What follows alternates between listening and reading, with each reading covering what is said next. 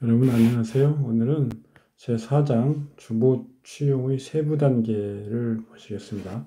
여기서부터는 앞에서 3장에서는 주보에 대해서 대략을 말씀드렸는데 여기서부터 좀 더 세부적으로 살펴보도록 하겠습니다. 가장 먼저 저는 주신, 용신,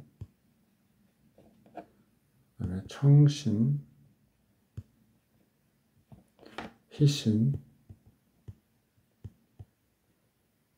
이렇게 네 가지를 일단 나눴는데 이 주신을 뺀 나머지는 전부 토탈 총칭해서 보신이라고 해도 됩니다. 보신. 그런데 이 주보에서는 가장 중요한 것이 진가와 청탁입니다. 진가는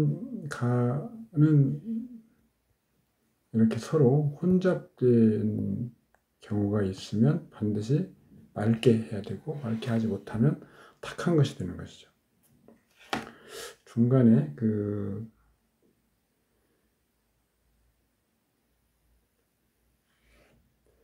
주보가 얻어지면 채용을 나눌 수 있고, 주가 채이고요, 보가 용이기도 하고, 혹은 보가 채이고 주가 용이기도 하다.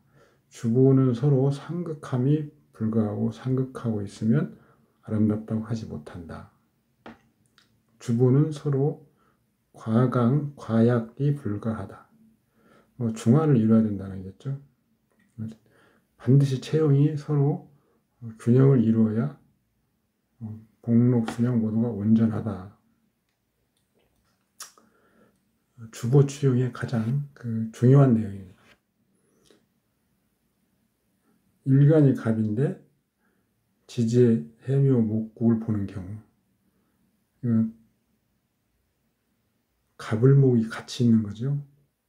그런데 신금이 투간에서 생황할 경우에 갑목이 격신이고 신금을 보신, 이때 주신이 체가 되는 거죠. 이 신금은 보신이지만 제가 분류한 바로 한다면 청신이죠. 청용신. 갑일간에 무기토가 생황하고 국주의 을목이 기토를 제복하면 무토가 주신이 되고 격신이고, 을목은 보신이고 비겁이기 때문에 체가 되는 거죠. 주의해야 될 것은 가신이라고 해도 해로운 것이라고만 볼 필요는 없다. 진신이 사절되면 가신이 진신로 대용한다. 원국의 가신은 세야하는 것이 마땅하지만 원국에서 반드시 진왕 가세가 필요합니다. 세운동에서 운영에서는 반드시 그러하지만 않다.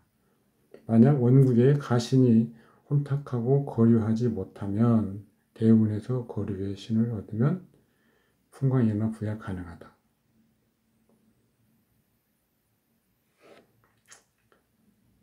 먼저 주보 취용, 태극점을 정하고요. 욕진 추론이 취용입니다. 모두 격신 혹은 태극점을 청하게 하는 결과에서 논하는 것이라.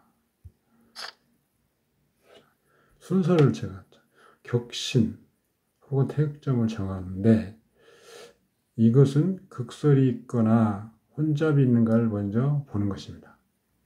그래서 그런 것이 있으면 그런 것을 제거하는 것이 희용신이죠. 그래서 거탁존청, 탁을 제거하고 청하게 하는 것을 남기는 것, 부희거기, 기뻐하는 것을 돕고 꺼리는 것을 제거하는 것. 그 결과 격신 혹은 태극점이 맑게 되거나 왕함을 얻어서 성격되는 거죠. 우리가 자평진전에서 정통 격국론에서 성격되는 거하고 패격인 거하고 나중에 자세히 공부를 할 건데요. 여기서 말하는 성패하고 이 주보법에서 말하는 성패는 약간 의미가 다릅니다. 일단 주거법에서는 맑게 되는, 청하게 되는 것이 가장 중요한 성격의 요인입니다. 식신격에 상관이 혼잡돼 있으면 상관을 제거하는 것이 가장 우선이에요. 그런데 격국론에서는 식신격이면 살을 가지고 있거나 대살 아니면 재성을 생하거나 해야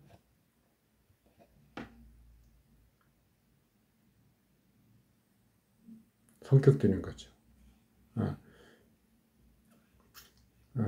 식신격이 격국용신이면 재성을 생하는 게 아니고 재성이 식신을 호유하는 거죠. 모습은 생재로 보이지만 식신용재가 되는 거죠. 재성이 격국이면 식신을 사용해서 생재하는 거고요. 어쨌든 식신격이 성격되려면 식신이 역량을 발휘해서 존재 가치를 보여주는 살을 가지고 있거나 아니면 식신이 재성을 생하는 그 재성이 식신을 호위하거나 이런 걸 갖고 있으면 식신격이 성격되는 것이지만 주보에서는 청신이 우선이므로 식신격에 상관이 있는지를 보고요. 상관이 있으면 먼저 이것을 제거하는 것입니다. 따라서 이때는 인성이 우선 있는지를 보는 것이죠. 인성이 없으면 아까 극, 설, 합 이 세 가지 방법이 있었죠. 설하는 재성을 보고요. 재성이 없으면 합하는 글자를 찾는 것입니다.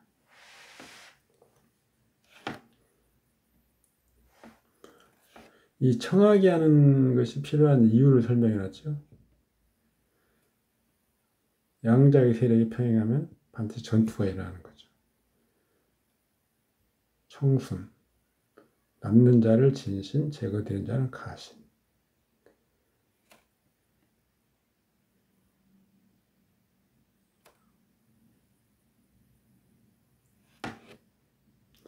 음양을 청순하게 하는 능력, 그것의 대소가 부귀의 정도의 지표입니다.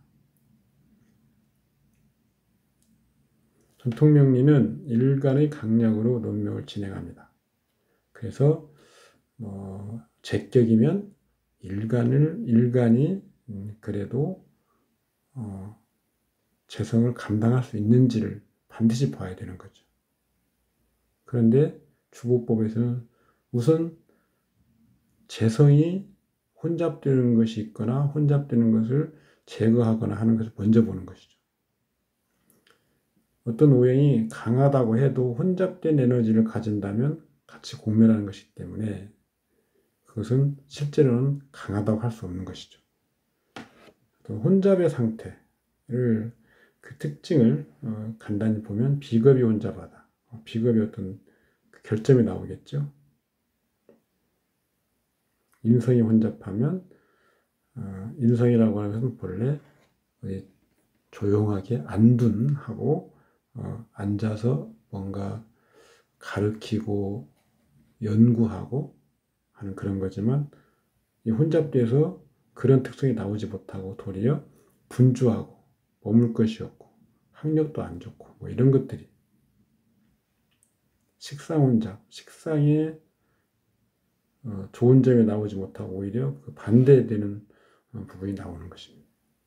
재성 혼잡, 도리어 가난하고요. 부친 인연이 안 좋고 남자에게는 처인연이 안 좋다. 청이 있고 탁이 있고 청함이 가능한 경우, 불가능한 경우 이렇게 이런 것들이 명을 보는 그 관점이죠. 독청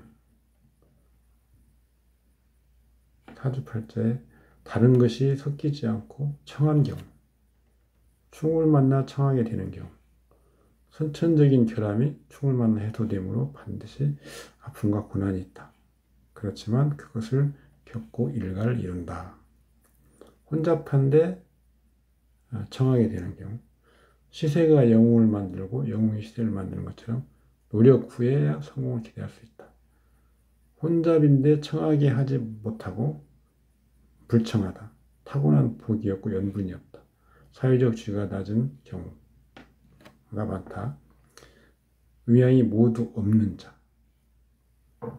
진신 가신이 모두 무기력한 거죠. 관심도 흥미도 없다.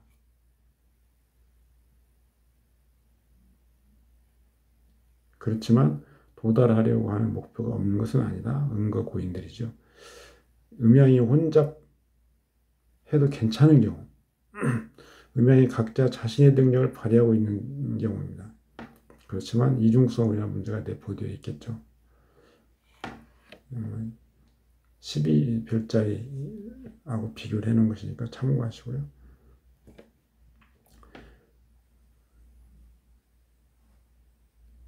진과 청탁이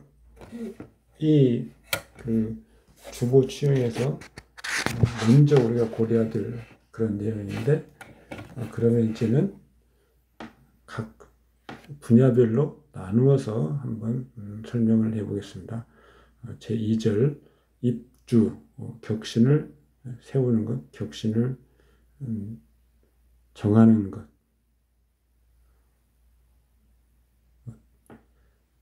특수격까지 합하면 모두 12개가 나옵니다.